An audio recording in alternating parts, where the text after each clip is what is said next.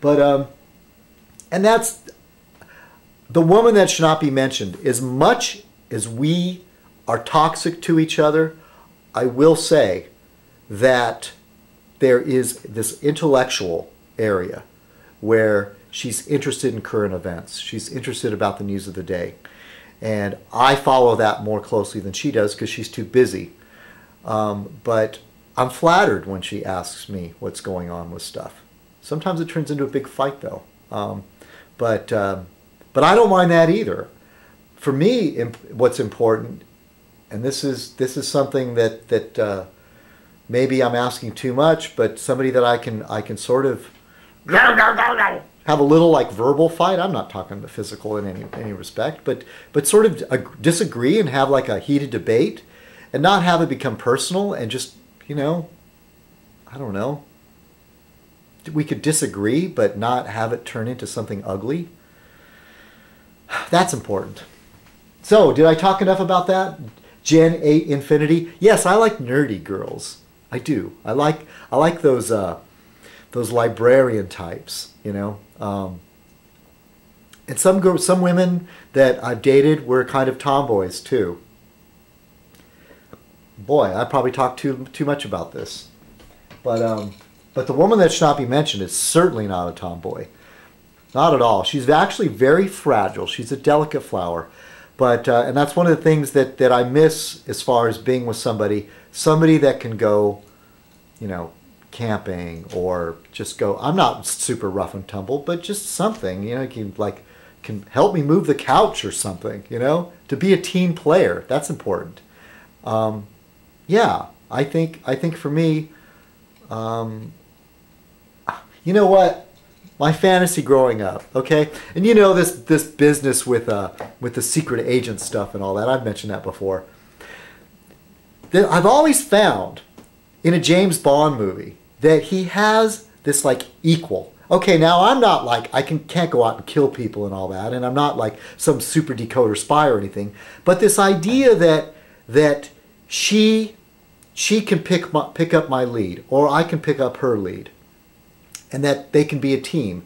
And that was the thing that I always found the most interesting about a James Bond flick, the good ones, is that there's this woman that's his equal, that she is tough too, in many of the same ways.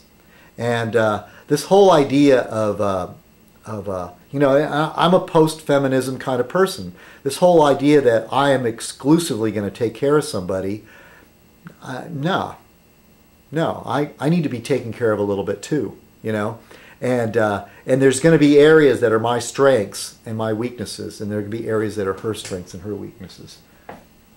Did I go on too long about that? For some reason, that really struck me, and I felt like I wanted to talk about it. Oh yeah, and people have followed me. I have this thing about redheads. And I have this thing about women's feet, but it hasn't turned into any type of perversion where I steal shoes or anything like that, okay?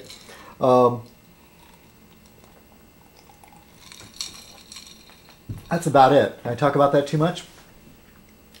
Yeah, this is a regular Fez night. I'm drinking and I'm babbling. Paul Tinsel. Thanks, Paul. Paul's got like this really 60s vibe to him. I relate to that. That's very cool. Remember the movie Soylent Green? Oh, yes. Do I remember the movie Soylent Green? Soylent Green, it's people!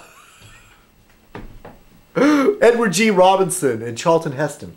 Little trivia fact. Where I grew up, in my neighborhood, in part of San Diego we call the South Bay, the man that wrote Soylent Green, his daughter, he lived in the area. His daughter attended the junior high that I attended. It wasn't the same year as me, but I heard the story from an older friend of mine that his daughter won the creative writing contest that my friend was entered in, and he was pissed off. He said she only won because her dad's like a guy that wrote Soylent Green, and once the money started rolling in, he moved. He left our little backwater part of San Diego. But that's my connection to Soylent Green. The man that wrote Soylent Green, his daughter attended my school, and he lived in my area. And yes, booze in glass bottles, only for the rich. I feel a video coming on. Feel better. Thank you.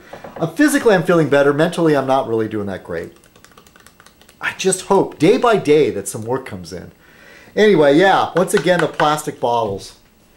Yeah, some guy commented on my video, like when I was drinking the cheap spiced rum, that booze out of plastic bottles makes him vomit. Hey, I can't help it, man. You know, I'm really having to cut back on expenses, and at some point I won't be able to buy booze or new tapes for my camcorder or anything. I won't be able to pay for my internet connection if things continue. Hopefully we'll get through this, all of us. Hey, and I'm suffering a lot less than others. I just whine about it a lot. Tandy's dad, G&T, good for what ails your, chin up dude. Thank you, Tandy's dad. And Fast Pistoleros. This is a guy that hey, Imitator777, this is one of your friends, okay? This gentleman, and I use that term lightly, is somebody that I engaged in on a Michael Savage video posted by Imitator777. And this is what he says.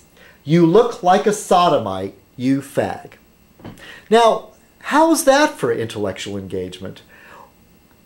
Why do they get angry when I mock them? They deserve to be mocked. And then Dummy's Island posts, bah ha ha ha ha, sodomite. And with that, Monk of Dummy Island, that's the end of me responding to comments from last week.